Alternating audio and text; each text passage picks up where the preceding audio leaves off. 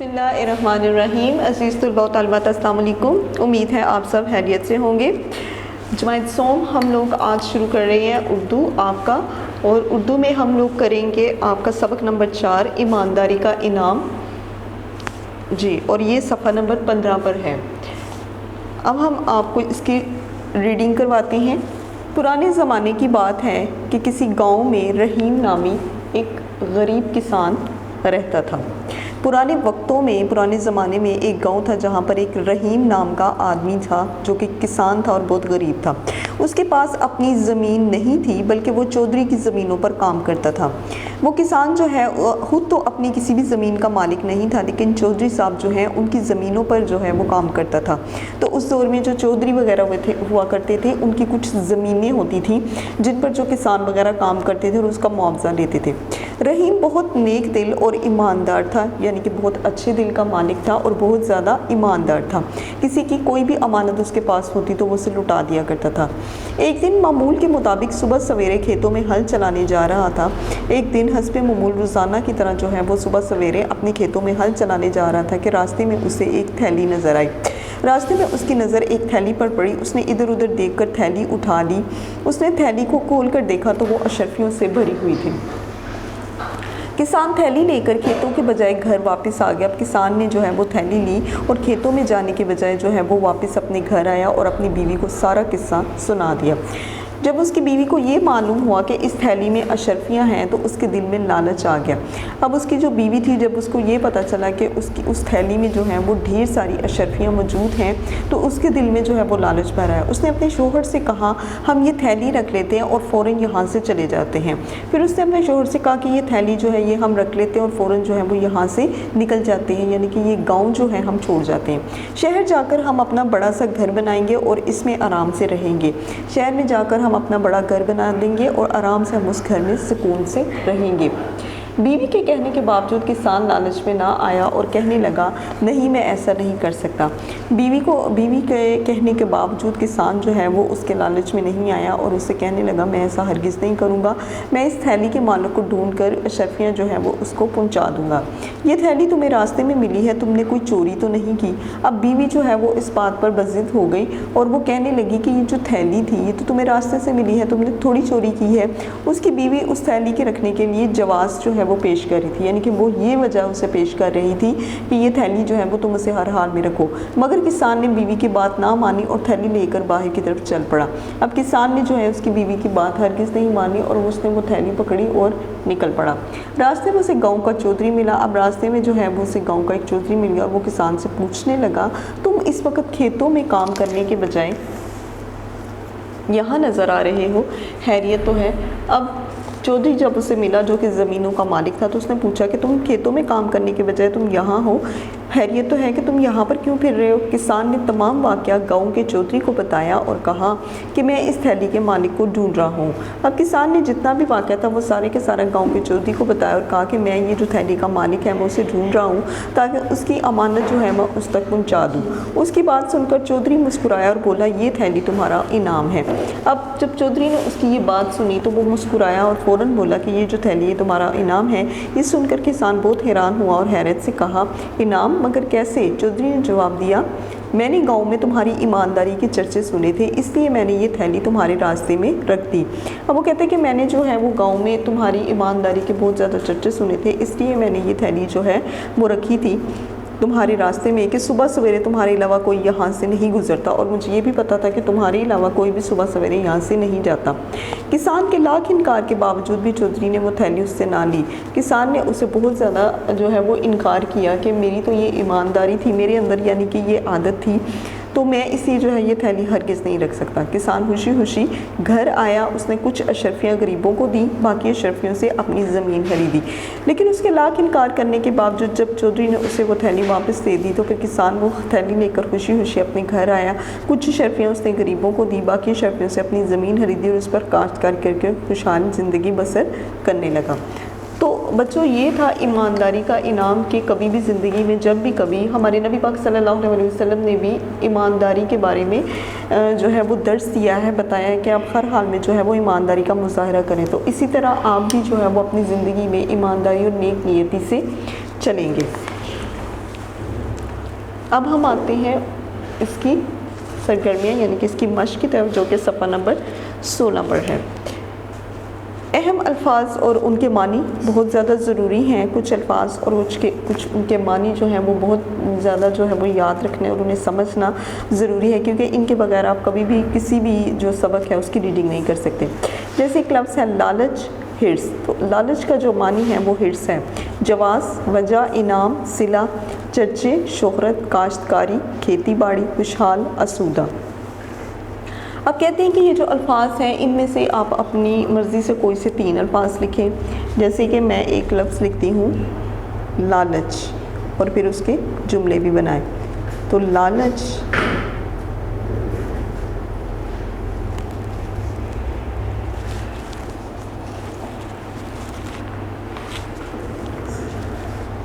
बुरी,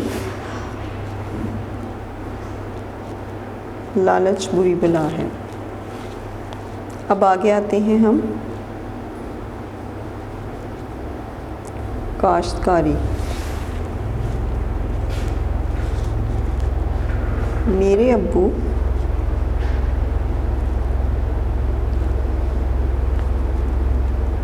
काश्तकारी करते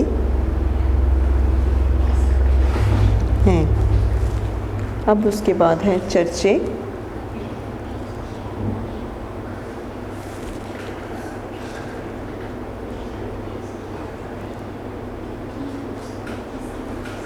आजकल कोरोना के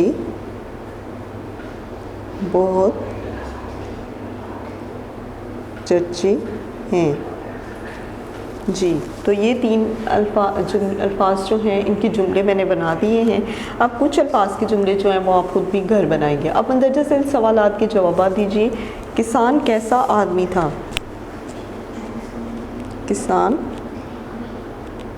बहुत ईमानदार था। किसान को रास्ते में क्या मिला? अशरफियों से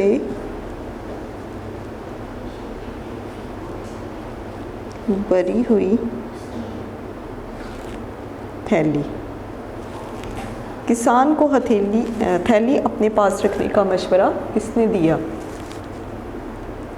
बीवी ने। चौधरी ने किसान से क्या पूछा? तुम इस वक्त यहाँ हो, खैरियत तो है? जी, किसान को इनाम में क्या मिला? अशरफियों से भरी हुई थैली मिली।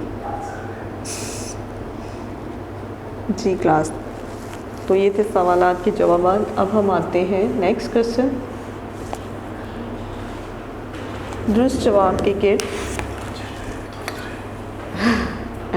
दुरुस्त जवाब के गिर्द दायरा लगाइए। किसान ज़मीनों पर काम करता था, अपनी या चौधरी की? चौधरी की। थैली में थी अशरफियाँ या कंकरियाँ? अशरफियाँ। किसान ने तलाश किया चौधरी को या थैली के मालिक को? थैली के मालिक को। किसान को इनाम दिया गांव वाले ने या चौधरी ने? चौधरी ने। अब किसान ने अशरफियों से ख़रीदी ज़मीन या फसल? ज़मीन। हाँ जी क्लास, तो अब ये है कि दर्ज अल्फाज जो हैं उनको तोड़ कर लिखिए। जैसे किसान, तो किसान के जो हम लोग हर्फ हैं हम इनको लिखेंगे अलग-अलग से, यानी कि पूरे एक लफ्ज़ को तोड़कर इसके हरूफ लिखेंगे। किसान का पहला जो हर्फ है वो काफ है, फिर सीन, फिर अलिफ और फिर नून। ठीक हो गया। अब ईमान, अलिफ छोटी ये, मीम, अलिफ और नून। फिर उसके बाद ममूल, मीम, आइन, मीम, वाओ और लाम। अब उसके बाद ज़िंदगी, जे, नून, दाल, दाब, छोटी ये। अब उसके बाद वाक़या, वाओ, अलिफ, काफ, आइन और हे। वाक़या कहानी में से 5 ऐसे अल्फाज तलाश करके लिखें जो छोटी ये पर ख़त्म हो रहे हो। जी, तो इसमें है थैली, बीवी, भरी, नामी और मिली। तो ये जो है ये 5 अल्फाज किताब के अंदर थे। अब हम आते हैं क़ायद की तरफ। क़ायद में दर्ज झेल जुमलों को गौर से पढ़िए। अली हॉकी खेलता है। अली हॉकी खेलता था, यानी कि ज़माना हाल को हम लोगों ने ज़माना मुस्तक़बिल में बदल देना है। पहले जुमले के आखिर में है इस्तेमाल हुआ है और इसलिए ये जुमला जो है वो ज़माना हाल का है, यानी कि जो मौजूदा ज़माना है, इस वक्त इस लम्हे में जो काम हो रहे हैं वो आपका मौजूदा ज़माना है। अगर जुमले के आखिर में है को था में बदल दिया जाए तो ये ज़माना माजी बन जाएगा। अगर इसमें है जो है उसकी जगह आप लोग था लगा देंगे तो फिर ये ज़माना माजी में आ जाएगा। दर्ज झेल जुमलों के आखिर में है की जगह था या थी लगाकर जो है वो जुमले दोबारा लिखिए। जैसे कि एक है मौसम खुशगवार है, तो जब हम इसे ज़माना माजी में लिखेंगे तो मौसम खुशगवार था। दाल बहुत मज़ेदार है। दाल बहुत मज़ेदार थी। तो इसमें जो तस्कीर और तनीस है अल्फाज की उसका भी ख़ास ख्याल रखना है। आलिया बहुत खुश है।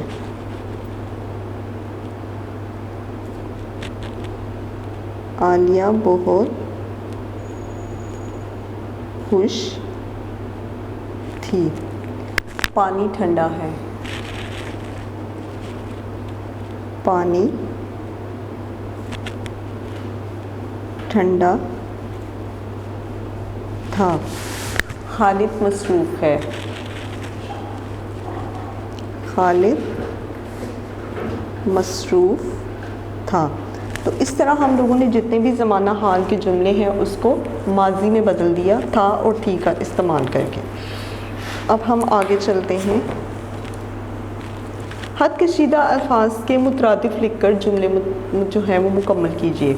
मुतरादिफ कहते हैं हम मानी जो अल्फाज होते हैं, यानी कि एक लफ्ज़ जो है, एक तो कुछ अल्फाज ऐसे होते हैं जिनका उल्ट होता है, कुछ ऐसे होते हैं जो कि जिनकी मुअन्नस होती है, लेकिन मुतरादिफ होते हैं मानी, कि जिनके मानी जो हैं वो उनसे मिलते जुलते होते हैं। जैसे कि ये एक लफ्ज़ है, ये फूल बहुत खूबसूरत है।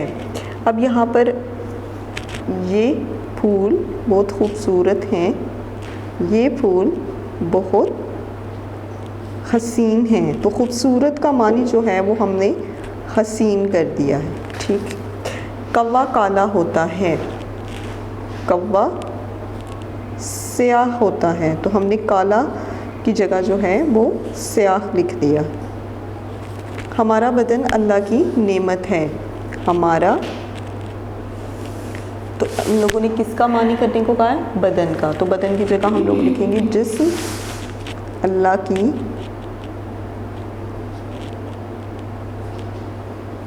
नेमत है। आपस में प्यार से रहना चाहिए।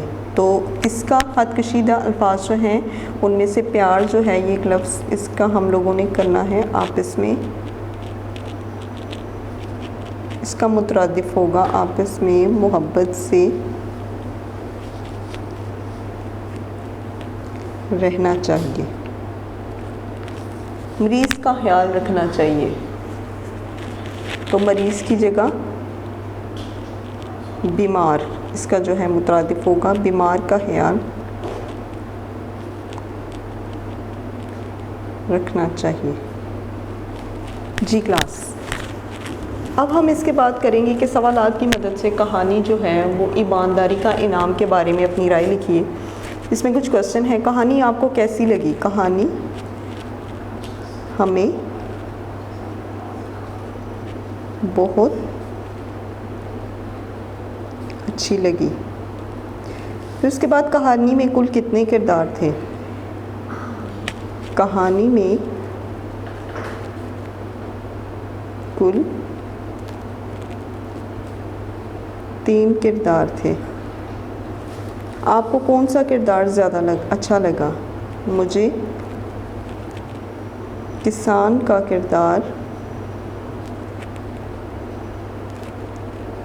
ज़्यादा अच्छा लगा। किरदार को पसंद करने की क्या वजह है? क्योंकि किसान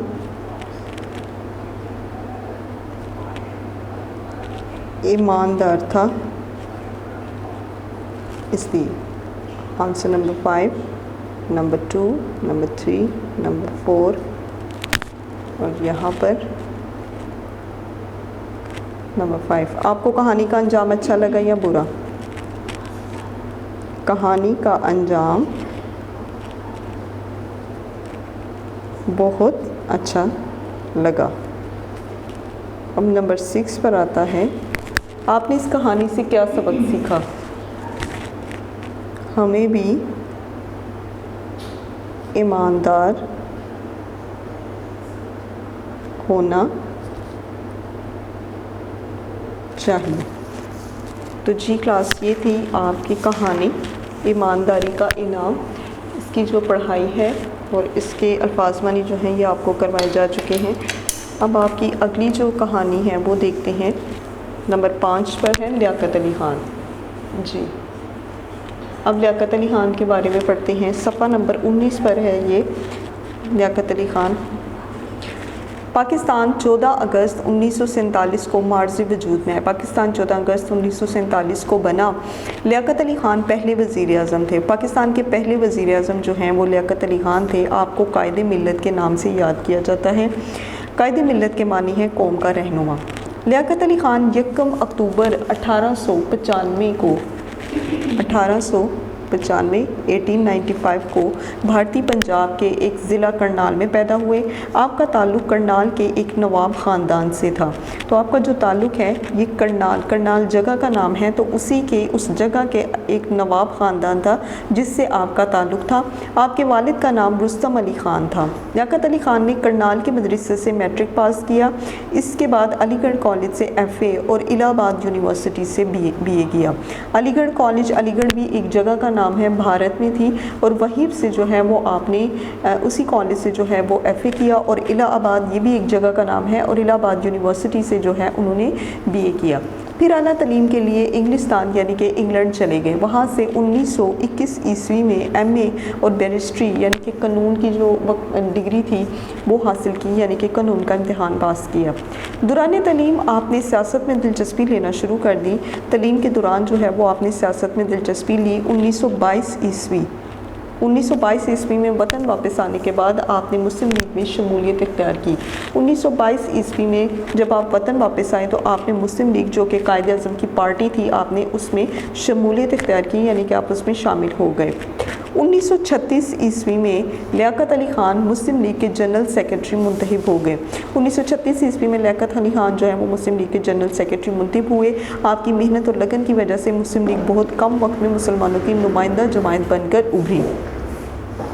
1947 ईस्वी में पाकिस्तान बनने के बाद आपने वज़ीर आज़म की हैसियत से खलफ उठाया।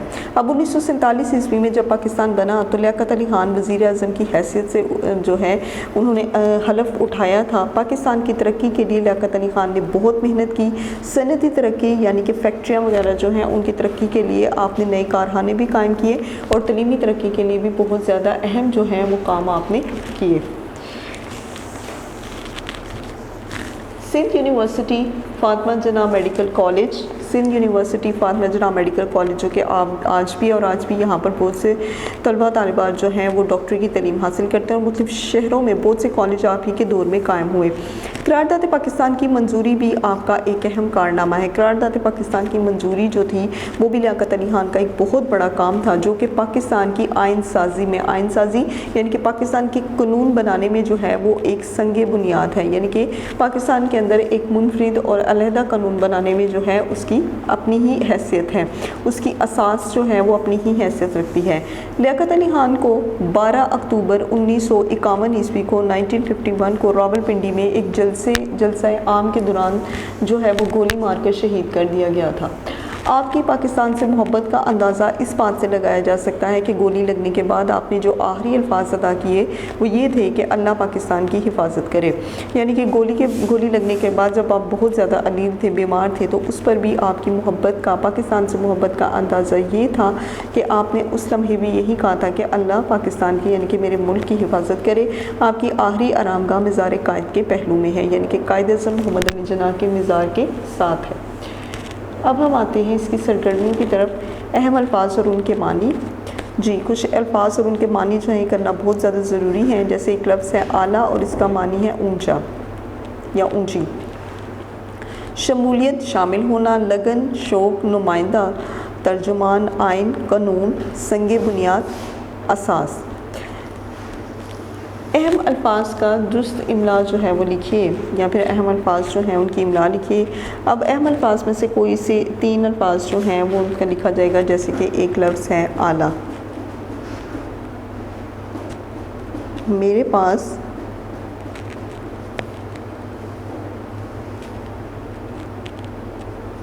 बहुत आला किस्म के खिलौने हैं। जी, फिर उसके बाद नेक्स्ट है लगन। हमें लगन और मेहनत से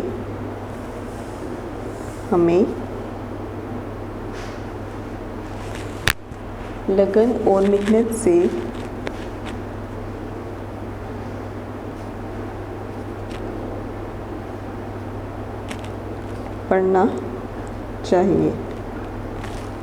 फिर उसके बाद है आइन। कानून के इदारों को आइन का ख्याल रखना चाहिए।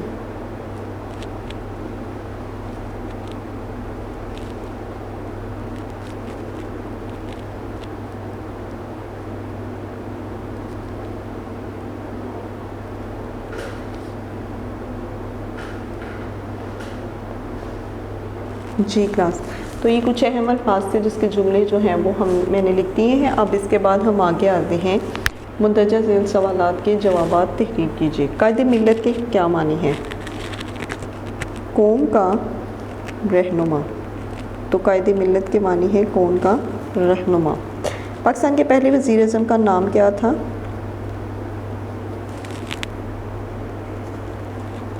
लियाकत अली ख़ान। लियाकत अली ख़ान कब और कहाँ पैदा हुए?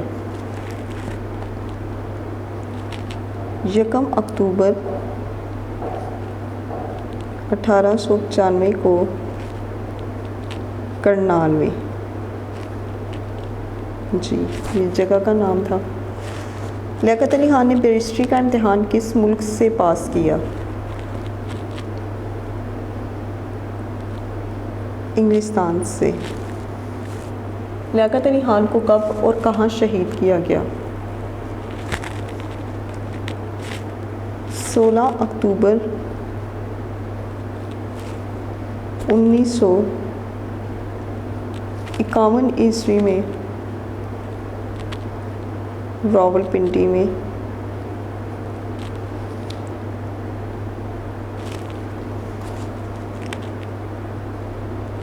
शहीद किया गया। जी क्लास, तो अब जो है वो कुछ अल्फाज कि हम लोग लिखते हैं। लाइन लगा कर दी गई मालूमात में रब्त कायम कीजिए, यानी कि रब्त एक सिलसिला कायम कीजिए। लियाकत अली ख़ान के वालिद थे, वालिद जी रुस्तम अली ख़ान। लियाकत अली ख़ान ने मैट्रिक पास किया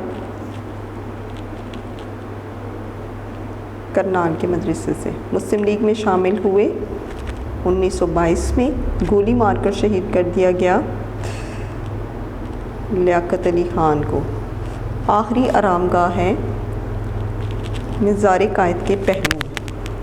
जी, तो अब हम दर्जे अल्फाज के तोड़ लिखते हैं। जैसे कि एक लफ्ज़ है इम्तिहान, तो इसके जो हर्फ हैं हम लोग वो लिखेंगे, यानी कि एक पूरा लफ्ज़ जो इम्तिहान है इसके हरूफ को हम अलहदा करेंगे। अलिफ, फिर उसके बाद मीम, फिर ते, हे, अलिफ और नून। ठीक हो गया। अब उसके बाद आगे है मंजूर, मीम, नून, ज़ाद वाव रे, मंजूर, बुनियाद, बे, नून, छोटी ए, अलिफ और दाल। उसके बाद नेक्स्ट है हिफाजत, हे, फे, अलिफ, ज़ोए और ते। उसके बाद नेक्स्ट रुस्तम, रे, सीन, ते और मीम। तो ये जो कुछ अल्फाज थे इनको तोड़कर लिख दिया गया। अब हम आगे लिखते हैं, सबक में 5 ऐसे अल्फाज तलाश करके लिखें जिनमें 2 चश्मी है इस्तेमाल हुई हो, जैसे कि भारती। तो ये 2 चश्मी है जो है ये इस पर लगाई गई है भारत में। उसके बाद साथी, फिर उसके बाद रखती, फिर उसके बाद गढ़, अलीगढ़, फिर उठाया, जी क्लास। तो ये थे आपके वो अल्फाज जो कि इसमें शामिल थे। अब हम क़वाइद की तरफ आते हैं। इस्म आप जानते हैं कि किसी शख्स को किसी जगह या चीज़ के नाम को इस्म कहते हैं। मसलन जो भी कोई चीज़ जो है वो आपके इर्द गिर्द मौजूद है, कोई शख्स है, यानी कि आपके घर में आपके भाई बहन, दादा अबू दादी, अम्मा अब्बा, सब के जो हैं वो अपने एक नाम होते हैं और आप उन्हें उनके नामों से ही पुकारते हैं। तो अगर उनके नाम ना हो तो आपको कभी भी पता नहीं चलेगा कि आपने किसको पुकारना है या आपको किससे काम है। तो ये होता है शख्स जो है उसके इस्म को। फिर जगह, आपने किसी पार्क में जाना है, किसी होटल में जाना है तो उसके नाम के ऊपर आप जाते हैं। तो इसी तरह जगह जो है वो उसका इस्म। और फिर चीज़, आपको जो खिलौना इस्तेमाल करना है या जो चीज़ आपको इस्तेमाल करनी है तो उससे भी आप अपने उसके नाम से ही बुलाते हैं। तो वो कहते हैं कि जो भी कोई इस्म उससे कहते हैं जो कोई शख्स, जगह या चीज़ का नाम हो तो इनको जो है वो इस्म कहते हैं। मसलन अहमद जो है ये एक लड़के का नाम है, लाहौर शहर का नाम है और किताब जो है ये चीज़ का नाम है। अब उन्होंने एक तस्वीर दी है इसमें कि आप इस तस्वीर को देखें और इसमें जो है वो आप इस्म तलाश करें। तो इस तस्वीर में हर एक जगह पर जो है वो इस्म है, जैसे कि लड़का, फिर उसके बाद लड़की, दरख्त, फुटबॉल, ये आप देख रहे हैं फुटबॉल, फिर उसके बाद ये साइकिल,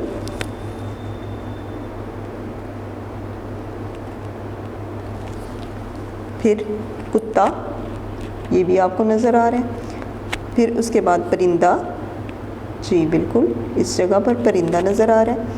फिर उसके बाद यहाँ पर आपको नज़र आ रही है झोंपड़ी,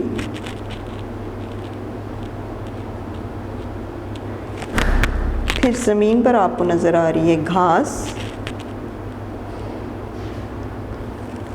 फिर उसके बाद बतख। तो क्लास ये तो जगह मुकम्मल हो चुकी है, लेकिन इसके साथ साथ और भी बहुत से इस्म हैं जो कि जैसे कि ये फल है, फिर टोकरी है, पानी की नदी है, फिर उसके बाद जो है वो आसमान है, बादल हैं। तो ये सारे के सारे जो हैं बच्चे हैं, यानी कि सारे बच्चों को आप मिलाएं तो ये बच्चे जो हैं ये बन जाते हैं। फिर बेंच है, रस्सी है, लड़की है, बहुत सी ऐसी चीज़ें हैं जो कि सब जो है वो इस्म में आते हैं। तो ये सारे जो हैं वो इस्म आपके ये भी मुकम्मल हो चुके हैं। अब हम आते हैं इस्म मारफा और इस्म नकरा की तरफ। इस्म के बारे में तो आपको बताया जा चुका है कि इस्म जो है वो किसे कहते हैं, क्या होते हैं, मतलब किसी भी शख्स, चीज़ या जगह के नाम को जो है वो इस्म कहते हैं। लेकिन अब इसमें कुछ इस्म मारफा और इस्म नकरा है। वो क्या है? इस्म मारफा किसी ख़ास शख्स, जगह या चीज़ के नाम को इस्म मारफा कहते हैं। मसलन कुरान मजीद, कराची, मीनार पाकिस्तान। क्योंकि कुरान मजीद जो है वो एक किताब है, उस जैसा दूसरा कोई नहीं। किताब अगर हम कहें तो वो इस्म नकरा है क्योंकि किताबें बहुत सी हैं। कराची एक शहर है, दूसरा कोई नहीं, और मीनार पाकिस्तान भी एक है, उस जैसा दूसरा कोई नहीं। तो वो चीज़ या शख्स या जगह जो कि ख़ास होती है वो इस्म मारफा है। और इस्म नकरा किसी आम शख्स, जगह या चीज़ के नाम को इस्म नकरा कहते हैं। मसलन किताब, शहर, फल। क्योंकि किताबें बहुत सी हैं, आपके सामने किसी ख़ास किताब का जिक्र नहीं। शहर बहुत से हैं, किसी ख़ास शहर का जिक्र नहीं। और फल भी बहुत से हैं, किसी ख़ास फल का जिक्र नहीं। अब वो कहते हैं इस्म मारफा और इस्म नकरा की शनाख्त करके मुतल्लिका कॉलम में लिखिए। जैसे कि कुछ इस्म मारफा हम लोग लिखते हैं, जैसे ये अल्फाज हैं लाहौर, दरख्त, सूरज, फातिमा जना, फूल, सिंध, बादशाही मस्जिद, मेज़, दरवाज़ा और हज अस्वद। तो इसमें हम लिखते हैं लाहौर जो है वो क्या है? जी बिल्कुल इसम मारफा, सूरज इसम मारफा, फातिमा जना ये भी इसम मारफा, बादशाही मस्जिद जी, फिर उसके बाद हजर अस्वद, तो ये इसम मारफा है। अब उसके बाद इसम नकरा की तरफ आते हैं जिसमें कि दरख्त, क्योंकि दरख्त तो बहुत से हैं, किसी ख़ास दरख्त का जिक्र नहीं। फिर उसके बाद है फूल, फूल भी बहुत से हैं, किसी ख़ास फूल का जिक्र नहीं। फिर उसके बाद जो है वो है मेज़, दरवाज़ा और यहाँ पर इसम नकरा तो कुछ नहीं है, लेकिन हम खुद से लिख लेते हैं फल, क्योंकि किसी खास फल का जिक्र नहीं है। ठीक हो गया क्लास? अब हम आते हैं, आप इसमें बातचीत कीजिए और किसी एक लीडर से मिलने का अगर आपको मौका दिया जाए तो फिर आप किससे मिलना पसंद करेंगे। अब आते हैं हम, ये लोग यहाँ पर लिखाई पर लियाकत अली खान के बारे में एक तारुफी पैराग्राफ लिखिए। तो लियाकत अली खान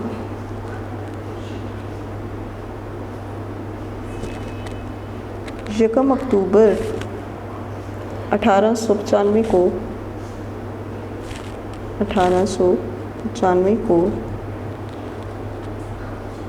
भारत के शहर ज़िला करनाल में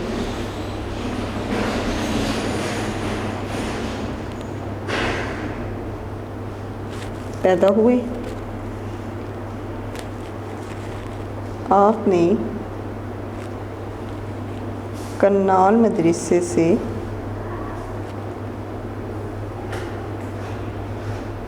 मैट्रिक किया, फिर उसके बाद इंग्लिस्तान से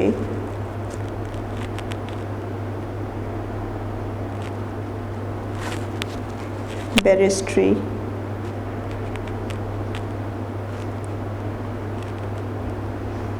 का इम्तिहान पास किया। फिर उसके बाद 1922 ईस्वी में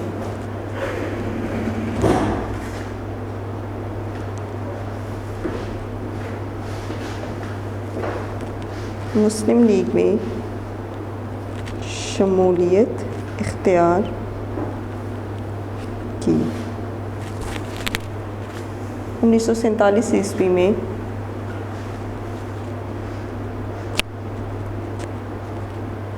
पाकिस्तान के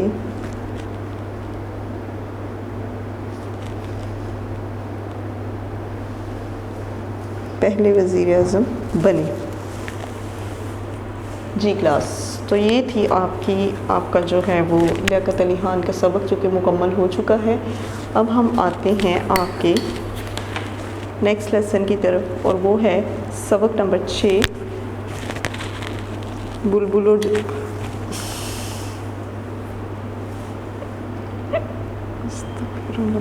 जुगनू।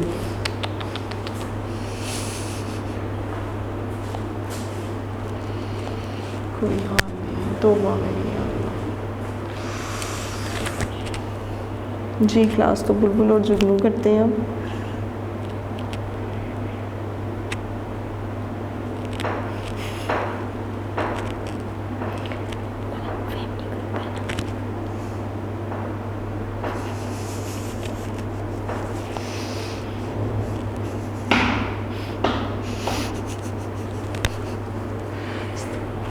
जी क्लास, तो बुलबुल और जुगनू जो है ये हमारी नज़म है और आपकी ये नज़म जो है ये सफ़ा नंबर 23 पर है।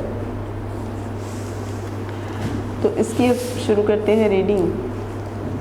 टहनी पे किसी शजर की तन्हा, अकेला जो है वो किसी शाख के ऊपर, बुलबुल था कोई उदास बैठा। बुलबुल ये एक परिंदे का नाम है और वो कहते हैं कि किसी शाख पर, किसी यानी कि दरख्त की शाख पर अकेला बुलबुल जो है वो बहुत उदास बैठा था।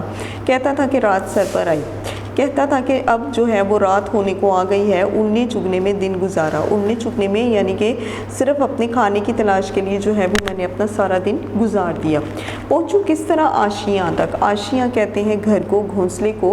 लोग कहते हैं कि किस तरह जो है मैं अपने घोंसले तक पहुँचूँ। हर चीज़ पे छा गया अंधेरा, हर एक चीज़ जो है वो उसके ऊपर अंधेरा छाया हुआ है, तो मुझे अब जो है वो कुछ नज़र नहीं आ रहा। सुनकर बुलबुल की आहुजारी, आहुजारी कहते हैं रोना धोना। तो बुलबुल जो परिंदा था, इसका रोना धोना सुनकर जो है जुगनू कोई पास ही से बोला। पास ही एक जुगनू है और फिर वो बोला। अब जुगनू क्या है? जुगनू एक ऐसा छोटा सा कीड़ा है जिसको कुदरती तौर पर अल्लाह ताला ने एक रोशनी अता की होती है।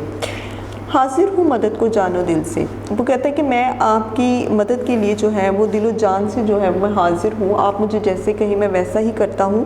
कीड़ा हूँ अगरचे मैं ज़रा सा, बेशक मैं छोटा सा कीड़ा हूँ, लेकिन इसके बावजूद मैं आपकी मदद करूँगा।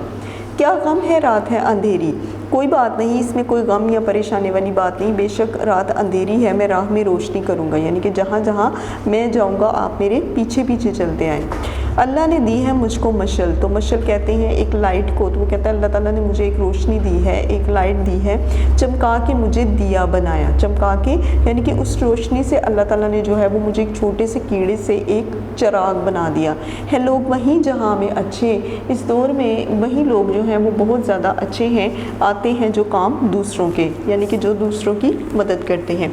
तो बुलबुल और जुगनू की जो नज़्म है क्लास, इससे जो है वो इस बात का अंदाज़ा अच्छी तरह से लगाया जा सकता है कि आप भी दूसरों की मदद के लिए हमेशा तैयार रहा करें। बेशक आप छोटे हैं, जहाँ जैसे भी चाहे जिस तरह से भी आप दूसरों की मदद कर सकते हैं, तो ये मदद जो है वो आपको करनी चाहिए। तो अल्लामा इकबाल इस पैराग्राफ में जो है वो अपने बच्चों को यही बात, इस नज़म में अपने बच्चों को यही बात जो है वो सिखाना चाह रहे हैं।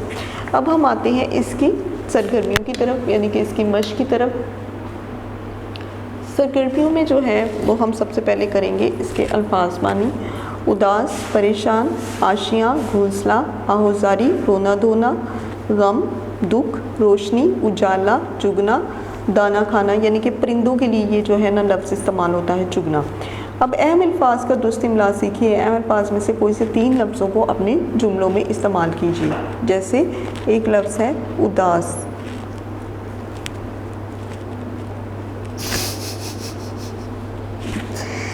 अहमद बहुत उदास है। जी क्लास। अब नेक्स्ट है आशियाँ।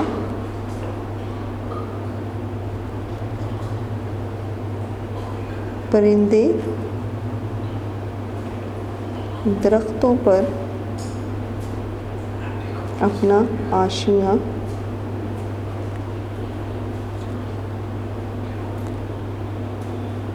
बनाते हैं।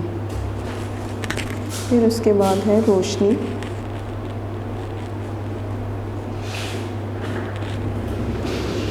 सूरज की रोशनी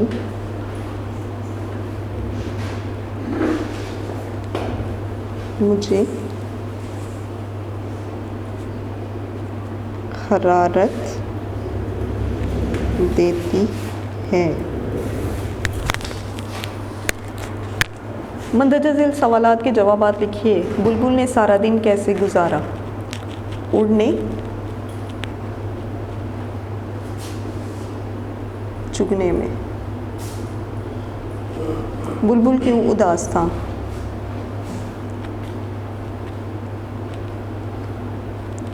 क्योंकि रात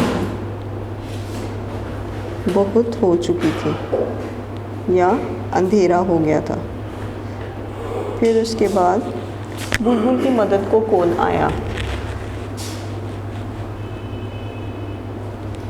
बुलबुल की मदद को जुगनू आया। इस दुनिया में कौन लोग अच्छे हैं?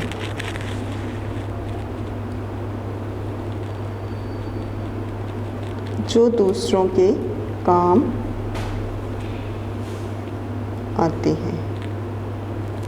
हाँ जी क्लास, तो ये आपके सवाल जवाब हो गए। अब हम आते हैं नज़म की किसी एक शेर की नस्र कीजिए।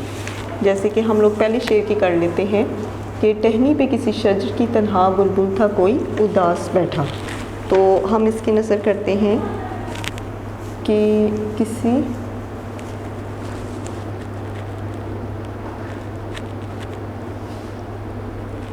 दरख्त की शाख पर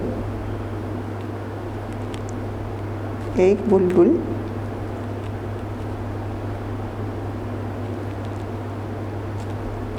अकेला उदास बैठा था। उदास बैठा था जी। तो ये हो गया उसकी नसर। अब दरअसल के अल्फाज तोड़ कर लिखिए, जैसे कि जुगनों में जीम, गाफ, नून, वाव। तो ये एक लफ्ज़ है जुगनू। तो इसके जो हम लोगों ने इसके हिज्जे वगैरह जो हैं, जो इसके हर्फ हैं, वो हमने अलहदा कर दिए हैं। शजर, शीन, जीम, रे। अब अगला लफ्ज़ है हमारा कीड़ा, काफ, छोटी ये, रे और अलिफ। अब अगला हमारा लफ्ज़ है रोशनी, रे, वाओ, शीन, नून, छोटी ये। मशल, मीम, शीन, आइन और लाम, मशल जी। अब 10 में से ऐसे अल्फाज लिखिए जिनको उल्टा कर दिया जाए तो फिर भी वो वही लफ्ज़ बनते हैं। जैसे कि एक लफ्ज़ है बाप, अगर हम इसे उल्टा पढ़ते हैं बे अलिफ ब, बाप, तो फिर भी यही लफ्ज़ बनेगा बाप। फिर एक लफ्ज़ है तिब्बत, तो क्या हम इसे उल्टा पढ़ें तो बन जाता है? बिल्कुल बन जाता है तिब्बत। नाक को अगर हम उल्टा करें तो क्या बनेगा? कान, ये नहीं बनेगा। किताब को अगर हम उल्टा पढ़ें तो फिर हम बे अलिफ बा और ते कौफ तक बातिक बन जाएगा, ये भी नहीं बनेगा। मोम को अगर हम उल्टा पढ़ें तो ये मोम ही बनता है। दीद को अगर हम उल्टा पढ़ें तो ये भी दीद ही बनता है। सिफ्त को अगर हम उल्टा पढ़ें तो ये तिफ्स बन जाएगा, जबकि ये नहीं। और लाल को अगर हम उल्टा पढ़ें तो ये भी लाल ही बन जाएगा। ठीक हो गया जी क्लास। अब हम आते हैं हरूफ इस्तिजाब की तरफ। हाँ जी, क़ायद की बारी आ गई। हरूफ इस्तिजाब कौन से होते हैं? इस्तिजाब वो हरूफ जो हैरत के इजहार के लिए इस्तेमाल किए जाते हैं, यानी कि ऐसे हर्फ जिसमें आप हैरानगी का मुज़ाहरा करते हैं, जैसे ओ, वाह, हाय, आहा। तो ये जो अल्फाज होते हैं, ये वाले अल्फाज जो हैं वो हैरानगी के अल्फाज में आते हैं। वो कितने दरअसल जुमलों में से हरूफ इस्तिजाब जो है वो लिखिए। जैसे कि आहा, क्या ठंडी हवा है, तो इसमें हरूफ इस्तिजाब होगा आहा। हाय, ये जहाज़ कितना बड़ा है, तो इसमें हाय। फिर उसके बाद ओ, ये पहाड़ कितना बुलंद है, इसमें भी ओ। फिर उसके बाद वाह, आपकी आवाज़ कमाल है जी, तो इसमें आएगा वाह। तो हर एक हरूफ इस्तिजाब के बाद उसकी अलामत जो है वो ज़रूर लगाएं, क्योंकि ये अलामतें जो हैं ये ज़रूर इस्तेमाल होती हैं। अब हम आते हैं अपने अगले सवाल की तरफ। फ़ाइल, मफ़ूल और फ़ेल। काम करने वाले को फ़ाइल कहते हैं, जिस पर काम होता है उसे मफ़ूल कहते हैं। जो काम हो रहा हो या किया जा रहा हो उसे फ़ेल कहते हैं। जैसे कि बिल्ली ने चूहे को पकड़ा, बिल्ली क्या है? बिल्ली फ़ाइल है। अब फ़ेल उसका क्या था? पकड़ना। फ़ेल क्या होता है? जो काम अपने हाथों से, पैरों से, अपने कानों से, आँखों से या दिमाग से करते हैं, वो सब आपका फ़ेल है, जिसमें आप किसी काम को करते हैं। अब मफ़ूल क्या है? पकड़ा किसको? चूहे को, तो मफ़ूल क्या है? चूहा। अब फ़ाइल की तरफ आते हैं, तो फ़ाइल क्या था? बता चुकी हूँ आपको, बिल्ली, मफ़ूल चूहा, और काम चूहे ने क्या किया? पकड़ा। अब यहाँ पर चिड़िया ने अपना घोंसला बनाया, तो चिड़िया क्या है? फ़ाइल, मफ़ूल क्या है? घोंसला, और फ़ेल क्या है? बनाया। किसान ने हल चलाया जी, तो किसान क्या है? फ़ाइल, मफ़ूल हल, और फ़ेल चलाया।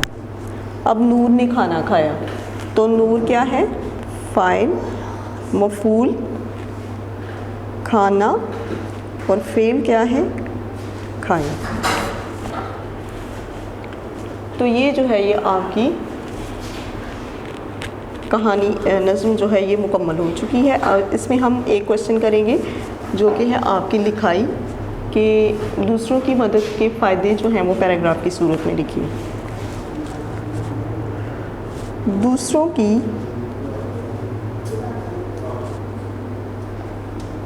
मदद का हुक्म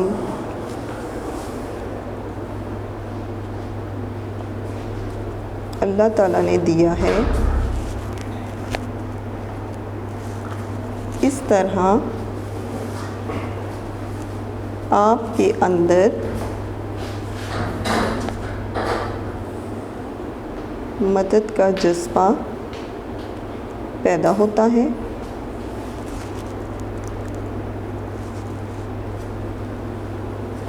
हमारे नबी पाक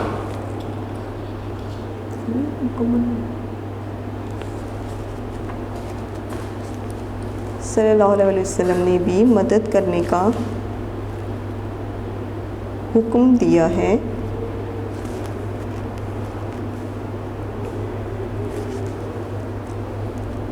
दूसरों की मदद करने से सुकून मिलता है और अल्लाह ताला खुश होता है। जी क्लास, तो ये आपका जो है मुकम्मल हो चुकी है आपकी नज़्म बुलबुल और जुगनू। वीडियो पसंद आई तो लाइक करें, अपनी राय कमेंट करें। ऐसे ही मजीद वीडियोस के लिए हमारा चैनल सब्सक्राइब करें और बेल का आइकन दबाएं ताकि आपको हर वीडियो का नोटिफिकेशन मिलता रहे।